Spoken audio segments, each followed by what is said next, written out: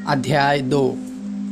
यो आकाश और पृथ्वी और उसकी सारी सेना का बनाना समाप्त हो गया और परमेश्वर ने अपना काम जिसे वह करता था 7वें दिन समाप्त किया और उसने अपने किए हुए सारे काम से 7वें दिन विश्राम किया।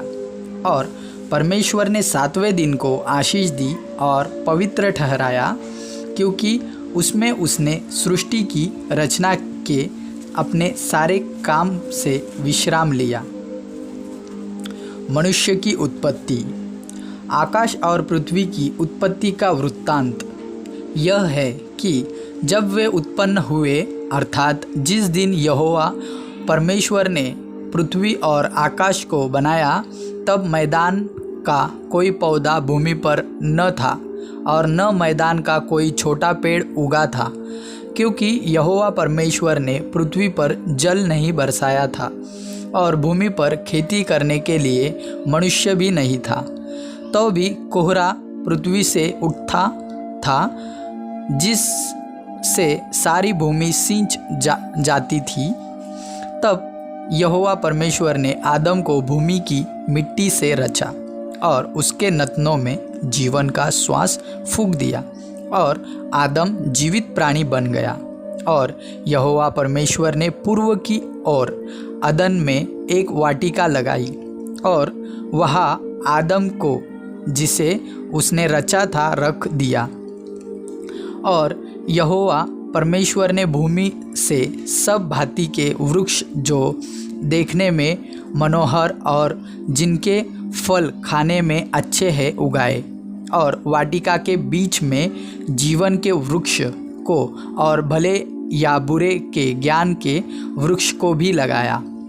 उस वाटिका को सींचने के लिए एक महानदी आदन से निकली और वहाँ से आगे बहकर 4 धाराओं में बढ़ गई। पहली धारा का नाम पिशोन है। यह वही है जो हवीला नाम के सारे देश को, जहाँ सोना मिलता है, घेरे हुए है। उस देश का सोना चोखा होता है, वहाँ मोती और सुलेमानी पत्थर भी मिलते हैं। दूसरी नदी का नाम गिहोन है। यह वही है जो कुश के सारे देश को घेरे हुए है। और तीसरी नदी का नाम हिदकियल है। यह वही है जो अश्शूर के पूर्व की ओर बहती है। और चौथे नदी का नाम फराद है।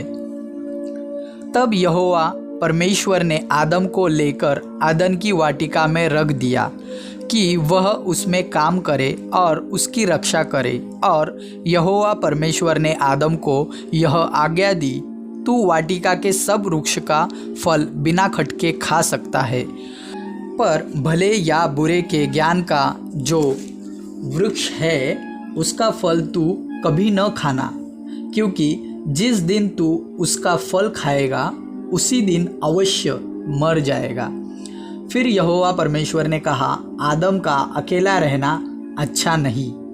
मैं उसके लिए एक ऐसा सहायक बनाऊंगा जो उससे मेल खाए। और यहोवा परमेश्वर भूमि में से सब जाति के बनेले पशुओं और आकाश के सब भांति के पक्षियों को रचकर आदम के पास ले आया कि देखे कि वह उनका क्या क्या नाम रखता है। और जिस जिस जीवित प्राणी का जो जो नाम आदम ने रखा, वही उसका नाम हो गया।